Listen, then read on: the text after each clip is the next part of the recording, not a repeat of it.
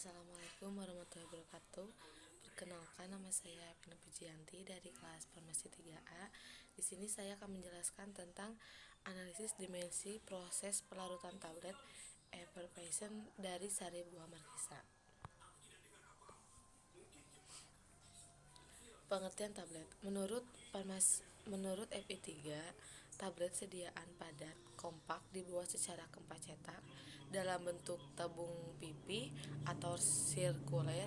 Kedua permukaannya rata atau cembung, mengandung satu jenis obat atau lebih dengan tanpa bahan zat tambahan. Lalu menurut FI4, tablet merupakan sediaan padat mengandung bahan obat dengan atau tanpa bahan pengisi. Berdasarkan metode pembuatan dapat digolongkan sebagai tablet cetak dan tablet kempak. Lalu menurut IMO, tablet adalah sediaan padat dibuat secara kempak, cetak, berbentuk rata atau cembung, rangkap, umumnya bulat, mengandung satu jenis obat atau lebih dengan atau tanpa bahan tambahan. Definisi dari tablet adalah bentuk sediaan padat dari substansi obat yang biasanya dibuat dengan bantuan zat tambahan yang cocok. Tablet memiliki perbedaan dalam ukuran, bentuk, berat, kekerasan, dan ketebalan.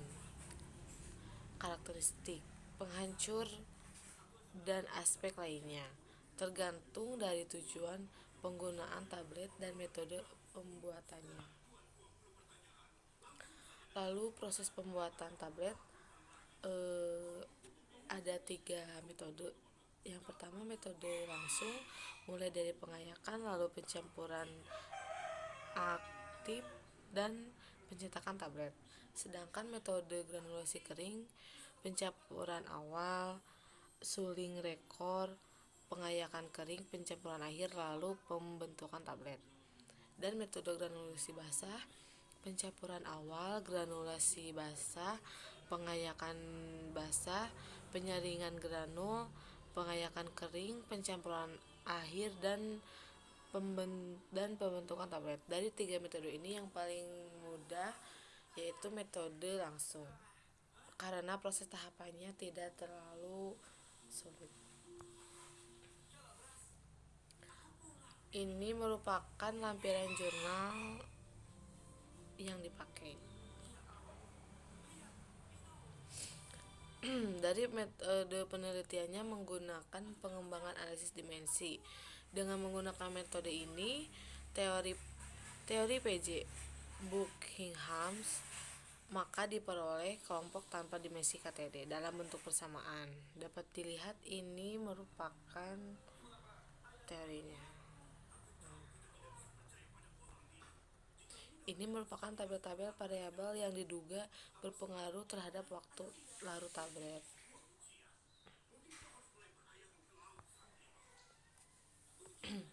Selanjutnya, bahan dan alat penelitian. Bahan yang digunakan adalah tablet effervescent yang terbuat dari granulasi markisa sebagai bahan utama, lalu ada asparan sebagai bahan pemanis, ada polyethylene glycol atau PEG sebagai bahan pelicin, natrium bikarbonat sebagai bahan penghancur, dan asam sitrat sebagai bahan perekat. Lalu alat yang digunakan gelas berisi air mineral 200 ml dan stopwatch untuk menghitung waktu larut tablet. Pengukuran waktu larut tablet dilakukan untuk mengetahui waktu yang diperoleh tablet effervescent untuk dapat larut dalam media pelarut.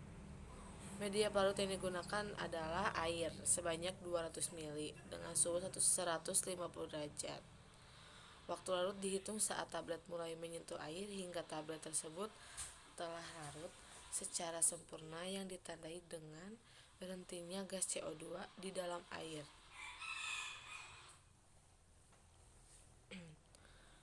Dari hasilnya dapat dilihat ini ada dilakukan berbagai macam perlakuan. Ini dapat dilihat hasil evakuasi konstantanya menggunakan analisis regresi berganda.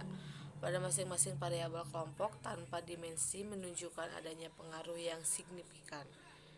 Besarnya nilai konstan pada masing-masing variabel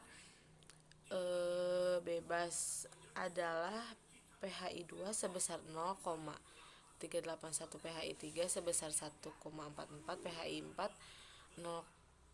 min 0,59, PHI5 min 0,381, PHI6 min 0,442, dan PHI7 0,336.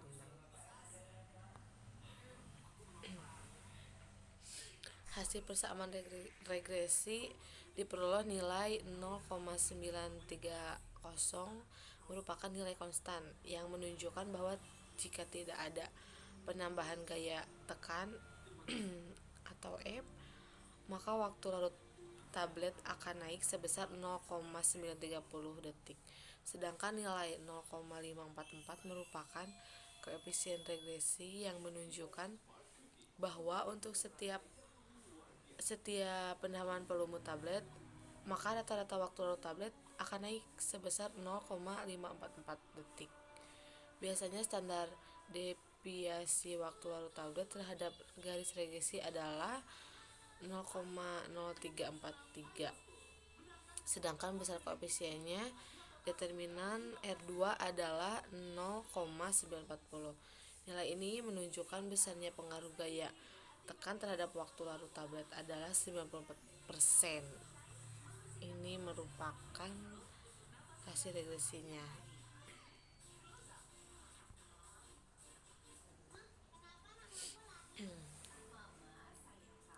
Gaya tekanan yang tinggi menyebabkan kerapatan massa bahan menjadi kecil sehingga penetrasi cairan ke dalam struktur tablet menjadi sulit. Hal ini sangat berpengaruh terhadap waktu larut tablet. Selain itu, pada gaya tekan yang tinggi, berarti tekanan yang diterima oleh bahan juga semakin besar, yang akan menyebabkan ikatan antar butiran semakin kompak dan kuat. Selain pengaruh gaya tekan, waktu larut tablet effervescent juga dipengaruhi oleh perbedaan formulasi, yaitu rasio asam sitrat dan natrium bikarbonat.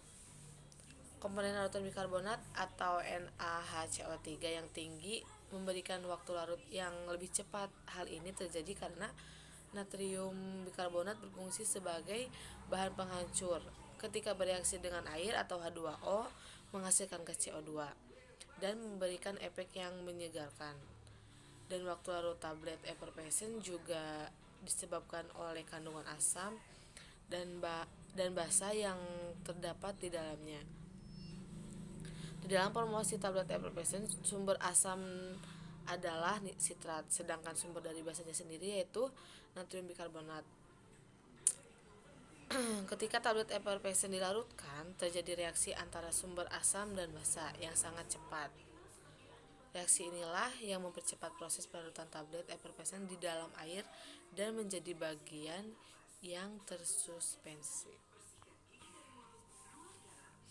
Dapat disimpulkan berdasarkan hasil penelitian dan pembahasan, dapat disimpulkannya beberapa faktor yang berpengaruh terhadap proses pelarutan tablet effervescent, diantaranya yaitu massa tablet, volume tablet, kadar air, kenaikan suhu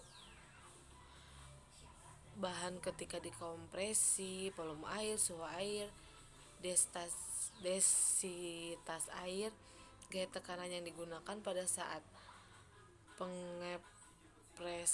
pengepresan dan kecepatan tekanan. Akan tetapi faktor yang paling berpengaruh dari tablet effervescent sendiri yaitu gaya tekanan yang digunakan untuk pengepresan.